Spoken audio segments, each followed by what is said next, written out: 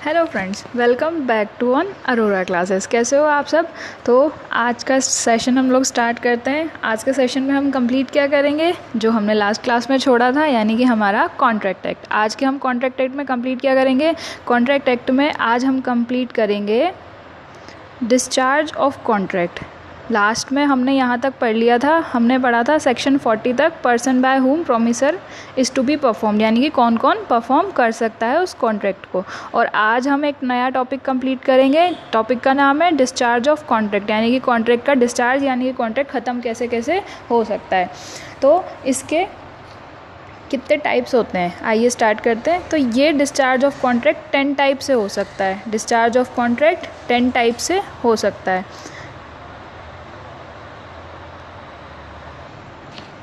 चलिए, तो हम लोग टाइप 1 कंप्लीट करते हैं। टाइप 1 में हमारे पास क्या है, टाइप 1 में हमारे पास है सेक्शन 62 और 64 बताता है टाइप 1 का effect of novation, recession, alteration और रेमिट। अब इनके होता क्या है, इस बारे में हम समझते हैं। तो सेक्शन 62 किसके बारे में बताता है, सेक्शन 62 हमें बताता है नोवेशन के बारे में। हम लोग क्या पढ़ रहे हैं, हम लोग पढ़ रहे हैं discharge of contract. Discharge of contract में 10 टाइप्स होती है। हम लोग टाइप 1 पढ़ रहे हैं। टाइप 1 में है सेक्शन 62 से 64, जिसे हम लोग कंप्लीट करते हैं effect of novation, recession, alteration या रेमिट के द्वारा। तो सेक्शन 62 में दिया हुआ है नोवेशन। नोवेशन होता क्या है, नोवेशन यानी कि कुछ न्यू करना। अब कुछ न्यू कैसे होगा, या तो हम लोग कुछ न्यू करेंगे substitute with a new one contract, यानी कि हम जो हमारा ओल्ड वाला कॉन्ट्रैक्ट है उसी को सब्सटीट्यूट कर देंगे, उसी को चेंज करके एक नए कॉन्ट्रैक्ट में आ जाएंगे। ये तो हमारा हुआ फर्स्ट टाइप। और इसके बाद सेकंड टाइप क्या होता है, substitute of old party with a new party, यानी कि जिस पार्टी के साथ हमने पुराना कॉन्ट्रैक्ट किया था हम उसी पार्टी को सब्सटीट्यूट कर देंगे। यानी कि दो टाइप से हुआ नोवेशन, या तो हम कॉन्ट्रैक्ट को सब्सटीट्यूट करेंगे या फिर हम ओल्ड पार्टी को सब्सटीट्यूट करेंगे। अब इसमें एक्सेप्शन क्या है, इसमें एक एक्सेप्शन ये है कि अगर जो नया एग्रीमेंट किया है हमने, if our new agreement is invalid, यानी कि जो नया एग्रीमेंट किया है वो अगर इनवैलिड है, यानी कि वो इन्फोर्सिबल बाय लॉ नहीं है या वैलिड ही नहीं है, तो जो ओरिजिनल कॉन्ट्रैक्ट है वो कंटिन्यू रहेगा, चाहे आपने कितने ही नए कॉन्ट्रैक्ट कर लिए हों। पर अगर नया कॉन्ट्रैक्ट इनवैलिड किया है तो पुराना कॉन्ट्रैक्ट अपने आप उसी सेम प्रोसेस में, सेम टर्म्स एंड कंडीशन के बेसिस पे कंटिन्यू रह सकता है।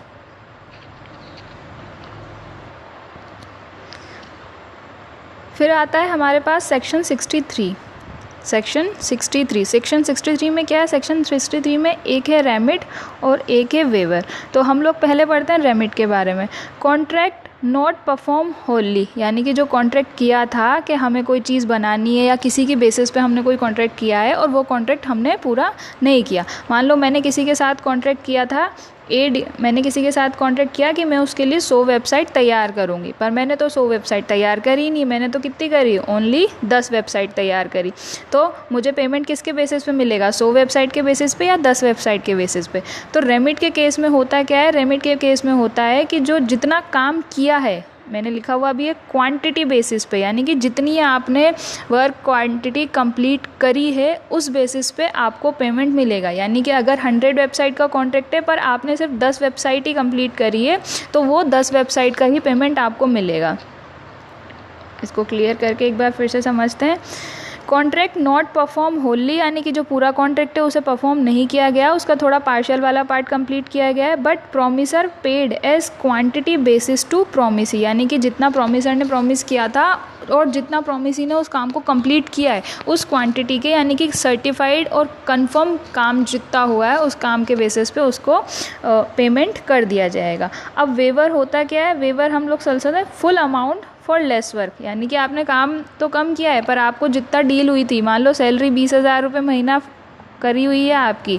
अब जैसे लॉकडाउन के पीरियड में बहुत सारे ऐसे लोग हैं जो वर्क एट होम पे चल रहे हैं या पेड लीव पे चल रहे हैं, तो उनको सैलरी तो पूरी मिल रही है, ये हुआ वेवर, यानी कि आपने काम तो कम किया पर आपको अमाउंट पूरी मिली है। तो रेमिट और वेवर में अंतर क्या है, रेमिट में तो देते हैं क्वांटिटी के बेसिस पे, यानी कि जितना काम आपने किया है 10 के हिसाब से 100 रुपये, 10 वेबसाइट के हिसाब से। ये सिर्फ एक एग्जाम्पल लिया है कि अगर मैंने 10 यूनिट कंप्लीट करी है तो 10 यूनिट के हिसाब से करेगा, पर अगर मैंने 10 करी है और पूरा कॉन्ट्रैक्ट हुआ था 10,000 रुपये का, तो वेवर में क्या होगा, आपको पूरा 10,000 मिल जाएगा एज़ पर म्यूचुअल अंडरस्टैंडिंग। फिर आता है हमारे पास सेक्शन 63। सेक्शन 63 में होता क्या है, सेक्शन 63 में है accord and satisfaction. Accord and satisfaction हम लोग क्या पढ़ रहे हैं, हम लोग अभी टाइप 1 पढ़ रहे हैं, effect of novation, recession, alteration, remittent, accord and satisfaction. तो सेटिस्फैक्शन में हमारे अकॉर्ड एंड सेटिस्फैक्शन है हमारे पास सेक्शन 63 का। अब 63 सेक्शन 63 में होता क्या है, पढ़ते हैं एक बार। कॉन्ट्रैक्ट में terminate at the concern of both party, यानी कि अगर कोई कॉन्ट्रैक्ट है तो वो टर्मिनेट कर सकते हैं यानी उस कॉन्ट्रैक्ट को ख़त्म कर सकते हैं, किसके कंसर्न पर, at the concern of both parties. अब होता क्या है, when a lesser sum of amount is actually paid, यानी कि जितना हमने पेमेंट किया है, जितना उसका काम का बनता था, यानी कि जितना ड्यू था उससे ड्यू से हमने एक्चुअल पेमेंट जो कम किया है, इसमें भी यही मेंशन है, when a lesser sum of amount is actually paid that what is due under existing contract, यानी कि जितने का हमने कॉन्ट्रैक्ट किया था, मान लो मैंने 10,000 का कॉन्ट्रैक्ट किया है और उससे कम अमाउंट हमें मिल रही है, तो क्या हुआ, जो न्यू कॉन्ट्रैक्ट बना है, यानी कि जो आपने पेमेंट किया है, नहीं, जो न्यू कॉन्ट्रैक्ट बना है उसको तो हम अकॉर्ड बोलेंगे, और जो एक्चुअल पेमेंट आपने किया है उसको सेटिस्फेक्शन बोलेंगे, क्योंकि जो एक्चुअल पेमेंट हमारे पास आया है हमें उसी में ही सेटिस्फाई होना पड़ेगा। तो वो एक्चुअल पेमेंट जो आया है हमारे पास या जो हमने किया है उसे सेटिस्फेक्शन बोलते हैं, और जो न्यू कॉन्ट्रैक्ट बना है, यानी कि एक्चुअल पेमेंट के बेसिस पर अब जो न्यू कॉन्ट्रैक्ट बन गया उसे हम बोलते हैं अकॉर्ड। यानी ये हुआ अकॉर्ड और सेटिस्फेक्शन का केस। मैं एक बार और रिपीट कर देती हूँ। सेक्शन 63 अकॉर्ड एंड सेटिस्फेक्शन, जब ड्यू अमाउंट से कम अमाउंट आपको दी जाती है, यानी कि जब एक्चुअल अमाउंट कॉन्ट्रैक्ट में जो ड्यू अमाउंट है उससे कम होती है, तो जो अमाउंट एक्चुअली पेड होती है वो होता है हमारा सेटिस्फेक्शन, और जो इस न्यू अमाउंट के बेसिस पे हमारा न्यू कॉन्ट्रैक्ट बनता है उसे हम बोलते हैं अकॉर्ड। तो ये केस हुआ अकॉर्ड एंड सेटिस्फेक्शन। फिर हमारे पास केस आया सेक्शन 64, यानी कि जो 62 से 64 तक का हम लोग टाइप 1 कंप्लीट कर रहे थे, उसमें डी टाइप कौन सी आई, सेक्शन 64 की रिसेशन या रिवोक और कैंसिल करना, यानी कि अब हम कैंसिल कर रहे हैं। अब कैंसिल होगा कैसे, कैंसिल कैसे होगा, म्यूचुअल कंसेंट और when party fails to perform his obligation, ठीक है, म्यूचुअल कंसेंट से हो सकता है, या फिर एक पार्टी जो अपना परफॉर्म, यानी कि जो अपनी ऑब्लिगेशंस थी उसे परफॉर्म करने में फेल हो गई है, तो the other party may resign the contract, यानी कि जो पार्टी सफ़र कर रही है वो पार्टी उस कॉन्ट्रैक्ट को रिसाइन कर सकती है, रिवोकेट कर सकती है या कैंसिल कर सकती है। किसको, कॉन्ट्रैक्ट को कैंसिल कर सकती है। किस में बताया गया है, सेक्शन 64 में। अब होता क्या है, अगर रिसेशन राइटफुली हुआ है तो जो सफ़र पार्टी है वो क्लेम कर सकती है डैमेजेस के लिए। इसमें यह भी बोला गया है कि जो सफ़र पार्टी है वो अगर राइटफुली रिसेशन हुआ है, यानी कि सामने वाली पार्टी फेल हो गई परफॉर्म करने में या म्यूचुअल कंसेंट से हो गया, तो जो पार्टी उसमें सफ़र कर रही है वो पार्टी डैमेजेस के लिए क्लेम कर सकती है।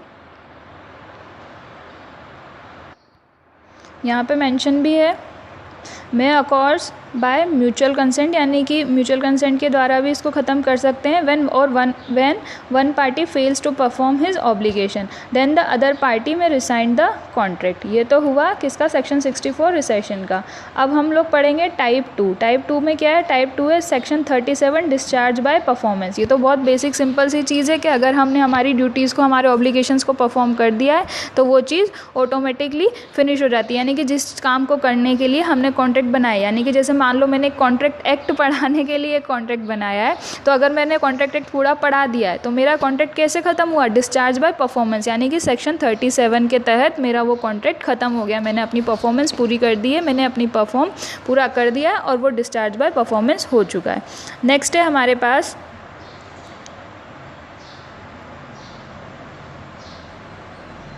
टाइप 3। टाइप 3 में हमारे पास क्या है, discharge by operation of law, insolvency और मर्जर, यानी कि अगर कोर्ट ने आदेश दे दिया या फिर लॉ के द्वारा ये हो गया कि कोई पार्टनर इंसॉल्वेंट हो गया या मर्जर हो गया तो वो कॉन्ट्रैक्ट अपने आप फिनिश हो जाएगा। ये हमें टाइप 3 में दिया हुआ है। टाइप 4 में हमारे पास क्या है, टाइप 4 है हमारे पास 64B, by impossibility to perform, यानी कि अब उसे परफॉर्म ही नहीं कर सकते। इसमें है क्या, चलो पढ़ते हैं। When contract performance becomes subsequently impossible to perform, contract becomes void. अब हुआ क्या, पहले जब कॉन्ट्रैक्ट किया था तब तो वो परफॉर्म करने के कैपेबल था, यानी कि जो कॉन्ट्रैक्ट था वो स्टार्टिंग में कैपेबल था कि हम उसे परफॉर्म कर सकते हैं, but due to some reason या due to other reasons subsequently impossible to perform, contract become void. फिर कॉन्ट्रैक्ट कैसा हो जाता है, कॉन्ट्रैक्ट हो गया void. इसमें हुआ क्या, as per honourable supreme court impossibility must be physical. कैसी हो सकती है, सुप्रीम कोर्ट के जो डिसीजन दिया था सुप्रीम कोर्ट ने किसी केस पे, उसमें बताया गया था इम्पॉसिबिलिटी, यानी कि जो केस हम लोग इम्पॉसिबल कब होगा परफॉर्म करना, वो किस किस केसेस में होगा, वो या तो फिजिकल हो सकता है या लीगल इम्पॉसिबिलिटी हो सकती है. At the time of contract is capable to perform but subsequently it is impossible to perform. इसे क्या बोलते हैं, सुपरवीनिंग इम्पॉसिबिलिटी. ये कितनी बार पूछा भी गया है कि सुपरवीनिंग इम्पॉसिबिलिटी होती क्या है. तो सुपरवीनिंग इम्पॉसिबिलिटी क्या होती है कि जब कॉन्ट्रैक्ट करते थे, when we made the contract, उस टाइम पे वो कॉन्ट्रैक्ट कैपेबल था to perform, but subsequently it is impossible to perform, यानी कि आफ्टर सम टाइम या after some reasons the contract is not capable to perform. तो वो क्या हुआ, supervening impossibility. Next we have our type 5 under section 67 by promise failing to offer facilities for performance if the promise, यानी कि इसका मतलब क्या है, बेसिक क्या है इसका, यानी कि जिसने प्रॉमिस किया है, प्रॉमिसर और प्रॉमिसी दो पार्टी होती है. अब प्रॉमिसर कॉन्ट्रैक्ट में कुछ लिखा हुआ होता है कि प्रॉमिसर ने प्रॉमिस किया और प्रॉमिसी भी प्रॉमिस करता है कि हाँ मैं ये फैसिलिटीज़ आपको प्रोवाइड कर दूंगा. प्रॉमिसी किसको प्रॉमिस करता है, प्रॉमिसर को, कि मैं कुछ फैसिलिटीज़ आपको प्रोवाइड कर दूंगा, ठीक है. और प्रॉमिसी वो फैसिलिटी प्रोवाइड करने में फेल हो जाता है तो डिस्चार्ज हो जाता है कॉन्ट्रैक्ट का अंडर सेक्शन 67. अब इसमें होता क्या है, इफ़ द प्रॉमिसी नेग्लेक्ट या रिफ्यूज़, यानी कि या तो वो नेग्लेक्ट कर देता है, यानी कि इग्नोर कर रहा है कि मैं पूरा करूँगा ही नहीं, और या रिफ्यूज़ कर देता है to afford the promisor reasonable facilities for the performance of his promise, यानी कि किसी ने कॉन्ट्रैक्ट किया कि मैं आपके लिए ये कर दूंगा पर आपको मुझे ये फैसिलिटीज़ प्रोवाइड करनी पड़ेगी. जैसे मैं बोलती हूँ कि मैं आपको पढ़ा दूंगी पर आपको मेरा थोड़ा सपोर्ट करना पड़ेगा, पर अगर आप मेरा सपोर्ट नहीं कर रहे हो, यानी कि आप मुझे वो फैसिलिटी प्रोवाइड नहीं कर रहे हो, तो मैं डिस्चार्ज कर सकती हूँ. तो यहाँ पर भी यही हो रहा है कि रीजनेबल फैसिलिटी अगर आपने परफॉर्मेंस के लिए प्रोवाइड नहीं करी तो the promisor excused by such neglect और refuse to any non performance cause thereby, यानी कि अब वो डिस्चार्ज कर सकता है कौन, प्रॉमिसर, अगर उसे वो फैसिलिटी मिल नहीं रही है. अब इसका एग्जांपल देखते हैं. ए कॉन्ट्रैक्ट बी, यानी कि ए ने कॉन्ट्रैक्ट किया किसके साथ, बी के साथ, टू रिपेयर हिज हाउस. अब उसका हाउस रिपेयर करने के लिए उसको उसके घर में रहना भी तो पड़ेगा. तो इस कॉन्ट्रैक्ट में लिखा हुआ था कि ए उसके घर में रहेगा, बट बाद में क्या हुआ, बी नेग्लेक्ट और refuse to point of out of A the place in which is his house requires to repair, यानी कि अब उसको उसके घर में रहना था रिपेयर करने के लिए, पर बी ने मना कर दिया. तो अब इसमें ए हुआ क्या, A is excused for the non performance if it is caused by such neglect, और यानी कि ए इसमें कोई लाइबल नहीं होगा अगर ये परफॉर्मेंस या नेग्लेक्ट और रिफ्यूज़ बी के द्वारा किया गया, यानी कि प्रॉमिसी के द्वारा फैसिलिटी प्रोवाइड करने के लिए मना कर दिया गया है. तो इसमें ए का कोई लाइबिलिटी नहीं होगी, ए रिस्पॉन्सिबल होगा सिर्फ डैमेज क्लेम करने के लिए कि हाँ वो डैमेज क्लेम कर सकता है. ये हुआ हमारा सेक्शन 67 टाइप 5. अब टाइप 6 हमारे पास क्या हुई, टाइप 6 हुई बाय द डेथ, यानी कि अगर कॉन्ट्रैक्ट करने वाला मर जाता है तो वो चीज़ ख़त्म हो जाएगी, यानी कि कॉन्ट्रैक्ट ख़त्म हो जाएगा. ये आता है हमारे पास सेक्शन 37 में, और इसमें भी एक केस होता है section 37 by the death, discharge of contract by the death of contract parties. Section 37 in case of professional services act is not possible to do other than the died one. अगर कोई professional services है, मान लो doctor है या फिर कोई painter है या फिर कोई ऐसा काम करता है जिसमें प्रोफेशनल स्किल्स की ज़रूरत है, कोई ब्यूटी पार्लर है या कोई ऐसा काम जिसमें स्किल्स की ज़रूरत है, तो वो काम उसके अलावा और कोई पर्सन नहीं कर सकता है. तो इसमें लाइबिलिटीज़ पूरी ख़त्म हो जाती है कि अब वो कॉन्ट्रैक्ट परफॉर्म किया ही नहीं जा सकता. तो possible to do, not possible to do other than the died one है, यानी कि अगर वो पर्सन मर गया तो वो कॉन्ट्रैक्ट ऑटोमेटिकली ख़त्म हो जाएगा. Next we have our type 7 which is laid in under section 38 by refusing tender of performance। अब इसमें होता क्या है, if a party offer to perform his promise, अगर एक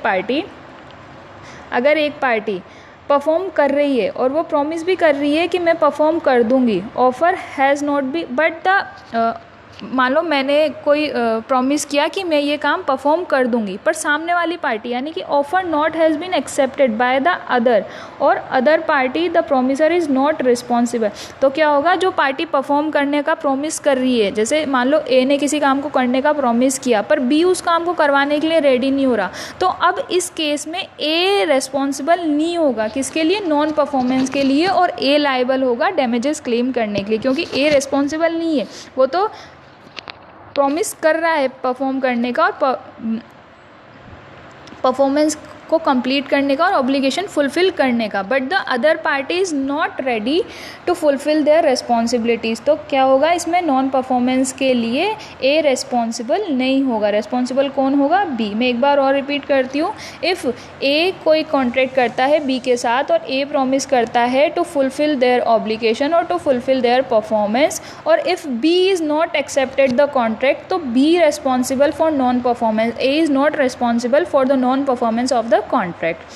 Next we have our type 8, which is by unauthorized material alteration of the contract। यानी कि अब जो आपने मटेरियल रखा है वही अनऑथोराइज्ड है, वही मतलब सब्जेक्ट जो आपका है या सब्जेक्ट या ऑब्जेक्ट जो भी आपका है वो वैलिड नहीं है, यानी कि वो वॉइड है, जिस सब्जेक्ट पे आप काम करना चाहते हो वही सही नहीं है। Change in material alteration by one party without any consent of the other party, यानी कि आपने मटेरियल में चेंज तो कर लिया, किसी सब्जेक्ट पे आप दोनों कंसेंट हुआ था कि हाँ हम दोनों ये इस चीज़ पे एग्री करते हैं, पर आपने विदाउट बोथ पार्टी कंसेंट के किसी एक पार्टी ने ही वो चेंज कर लिया, उसमें अल्ट्रेशन कर लिया, तो कॉन्ट्रैक्ट क्या हो जाएगा, डिस्चार्ज हो जाएगा, कॉन्ट्रैक्ट ऑटोमेटिकली डिस्चार्ज हो जाएगा अगर बिना कंसेंट के कॉन्ट्रैक्ट के सब्जेक्ट या ऑब्जेक्ट या किसी भी चीज़ में विदाउट एनी कंसेंट अल्ट्रेशन किया जाता है। तो ये था हमारा टाइप 8। अब हमारे पास है हमारा टाइप 9। टाइप 9 में क्या है, discharge by lapse of time, यानी कि टाइम ही ख़त्म हो गया, अब कॉन्ट्रैक्ट आपने पूरा ही नहीं किया टाइम रहते हुए, तो वो चीज़ भी डिस्चार्ज ऑफ कॉन्ट्रैक्ट में आएगी। Discharge by lapse of time, इसमें एक एडिशनल कंडीशन एडिशनल स्टेटमेंट ये है, इफ़ क्रेडिटर, ये इंपॉर्टेंट है, मुझे लगा इंपॉर्टेंट इसलिए मैंने यहाँ पे ऐड किया, if creditor does not file a suit to recover his डेप्ट amount within a period which is mention in limitation act, his remedy is disbarred, यानी कि प्रोहिबिट हो जाएगा। अगर कोई क्रेडिटर है और उसका कोई डेप्ट बचा हुआ है, यानी कि उसे किसी से पैसा लेना है और वो पैसा एक ड्यू टाइम, यानी कि जितना फिक्स टाइम है, जितना लिमिटेड टाइम है, उसने उस पैसे को लेने के लिए केस फाइल नहीं किया है, तो फिर क्या होता है, आफ्टर दैट ड्यू टाइम और आफ्टर वो जो टाइम मेंशन है उसके बाद creditor is not liable to get that money is back, मतलब उसको वो पैसा वापस नहीं मिलेगा, वो क्या हो जाएगा, डिबेट हो जाएगा, यानी कि अब वो प्रोहिबिट हो गया उस पैसे को वापस लेने के लिए। ये भी हम लोग किस में काउंट करते हैं, discharge by lapse of time, यानी कि अब डेप्टर भी फ्री हो जाएगा और क्रेडिटर भी लायबल नहीं होगा डेप्टर से वो पैसा मांगने के लिए, क्योंकि एक टाइम के बाद आपने केस भी फाइल नहीं किया है तो वो ऑटोमेटिकली डिस्चार्ज हो जाएगा। तो डिस्चार्ज और कॉन्ट्रैक्ट में हमारे पास क्या, लैप्स ऑफ टाइम में हमारे पास दो कंडीशन आई है, या तो एक बार लैप्स ऑफ टाइम हो जाए और दूसरी कंडीशन भी लैप्स ऑफ टाइम की है पर वो क्रेडिटर के बेसिस पे है। Next we have our type 10 which is very important and breach of contract under section 39। Breach of contract यानी कि कॉन्ट्रैक्ट तोड़ दिया आपने। Contract does not fulfil their obligation, यानी कि आपने कॉन्ट्रैक्ट की जो ऑब्लिगेशन थी उसे फुलफिल नहीं किया है, टाइम में फुलफिल नहीं किया है, fails to fulfil their duties और पार्टी रिफ्यूज़ टू परफॉर्म, यानी कि कुछ भी हो सकता है, ब्रीच ऑफ कॉन्ट्रैक्ट किसी भी वजह से हो सकता है, तो आपने ऑब्लिगेशन फुल नहीं करी है, टाइम में नहीं किया, ड्यूटीज़ फुल नहीं करी है और पार्टीज़ ने मना कर दिया। तो हमारे पास होता क्या है, फर्स्ट हम पढ़ते हैं ब्रीच के टाइप। ब्रीच कैसी हो सकती है,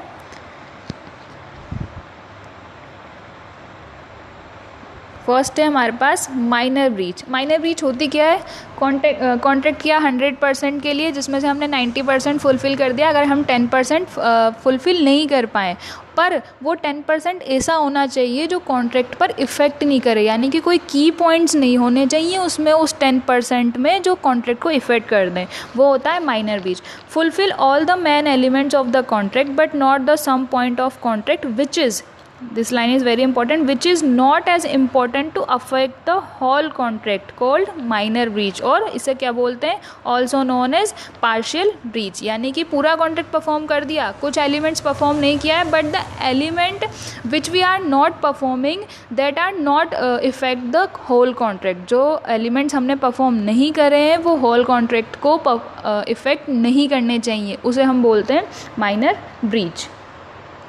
उसके बाद है हमारे पास material breach. Material, as name mention, without any material how can we make a dish just like this.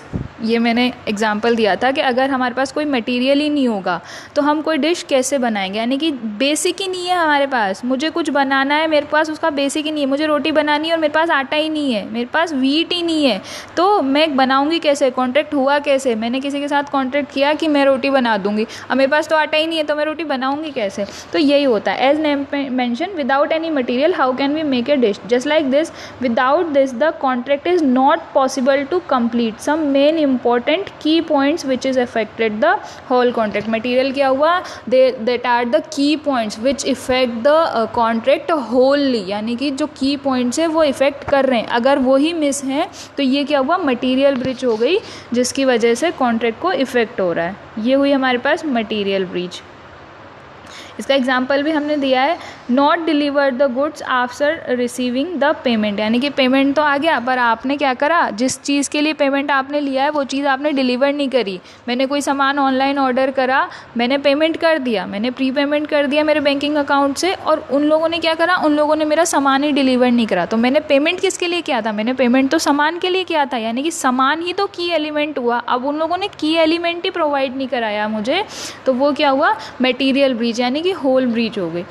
Next we have fundamental breach, when one party violate the contract, किसी एक पार्टी ने वायलेट कर दिया तो फिर क्या हुआ, in an outstanding bad ways shockingly the other party may terminate the contract, यानी कि गुस्से में आके दूसरी पार्टी ने भी कॉन्ट्रैक्ट को ख़त्म कर दिया, तो वो क्या हुआ, फंडामेंटल। जब किसी एक पार्टी ने वायलेट किया तो गुस्से में आके दूसरी पार्टी ने गुस्से में आके बहुत बुरी तरीके से उस कॉन्ट्रैक्ट को ख़त्म कर दिया या टर्मिनेट कर दिया, तो वो हो गया फंडामेंटल ब्रीच। उसके बाद हमारे पास आया एंटीसिपेटरी ब्रीच। एंटीसिपेटरी ब्रीच क्या होता है, when a party of contract refuse to perform his part of the contract before the actual time of the performance of the contract is due, this is called anticipatory breach. यानी कि जब time था, 2 महीने का time है, due हुआ, ठीक है, 2 महीने से पहले किसी एक पार्टी ने परफॉर्म को करने से मना कर दिया, यानी कि उसका जो पार्ट था, उसका जो हिस्सा था उस कॉन्ट्रैक्ट में, उसको परफॉर्म करने से मना कर दिया, कब, before the actual time of the performance of the contract is due, it is called anticipatory breach. Sorry miss हो गया, ये anticipatory breach, before the actual time of the performance of the contract is due, called anticipatory breach. अब anticipatory breach हो कैसे सकती है, by repetition of contract express renunciation, यानी कि आपने जाके बोल दिया, डायरेक्टली बोल दिया, या डायरेक्ट किसी ऐसे वे से जिससे एक्सप्रेसली शो हो रहा है, एक्सप्लिसिटली यानी कि जग जाहिर हो रही है वो चीज़ कि हाँ हम ये कॉन्ट्रैक्ट नहीं करेंगे। When party who is incapable to perform the contract and communicate this before the time fixed for the actual performance due, क्या हुआ, रेपुटेशन ऑफ कॉन्ट्रैक्ट, कैसे, एक्सप्रेस रिनिकेशन, यानी कि उसने एक्सप्रेस कर दी उस चीज़ को कि मैं ये कॉन्ट्रैक्ट नहीं कर पाऊँगा, किसके द्वारा, कम्युनिकेशन के द्वारा, उसने कम्युनिकेट कर दिया, कब, बिफोर द एक्चुअल टाइम, जो परफॉर्मेंस का एक्चुअल टाइम ड्यू था उसके पहले उसने ये कम्युनिकेट कर दिया कि मैं ये काम नहीं कर पाऊँगा, मैं ये काम नहीं कर सकूँगा। तो उसे एंटीसिपेटरी ब्रीच के 2 पार्ट्स होते हैं। एंटीसिपेटरी ब्रीच के फर्स्ट पार्ट में क्या है, रिपिटेशन ऑफ कॉन्ट्रैक्ट, जिससे हमने एक्सप्रेसली इंडिकेट कर दिया कि हम ये काम नहीं कर पाएंगे। पार्ट बी में क्या होता है, इम्पॉसिबिलिटी टू परफॉर्म, यानी कि अब वो चीज़ इम्प्लाइड ही हो जाएगी। ए वाले पार्ट में क्या करा था, एक्सप्रेसली किया था, एक्सप्लिसिटली किया था उस चीज़ को कि मैं ये नहीं कर पाऊँगा, मैंने कम्युनिकेट कर दिया। बी वाले पार्ट में क्या हो रहा है, बी वाले पार्ट में हो रहा है इम्पॉसिबिलिटी ऑफ परफॉर्मेंस, यानी कि अब उस काम को कर ही नहीं सकते हो। इसमें एक एग्जांपल से हम समझ लेते हैं पहले। A contract to sell a car to B, यानी कि ए ने कॉन्ट्रैक्ट किया किसके साथ, बी के साथ, क्या करने के लिए, कार बेचने के लिए। पर ए ने क्या किया, A sell the car to C instead of B, यानी कि ए ने क्या किया, उस कार को सी को बेच दिया। अब वो कार तो बिक गई, यानी कि अब वो तो ड्यूटी तो परफॉर्म हो ही नहीं सकती, क्योंकि वो कार तो बी के पास जा ही नहीं सकती, क्योंकि ए ने क्या करा, ए ने तो वो कार सी को सेल कर दी। तो ये क्या हुआ, impossibility to perform, called anticipatory breach of impossibility. Then this is not possible to fulfil the obligation towards B. अब ये बी के मतलब बी के लिए तो हम ये परफॉर्म कर ही नहीं सकते, क्योंकि ए ने तो वो कार सी को सेल कर दी है।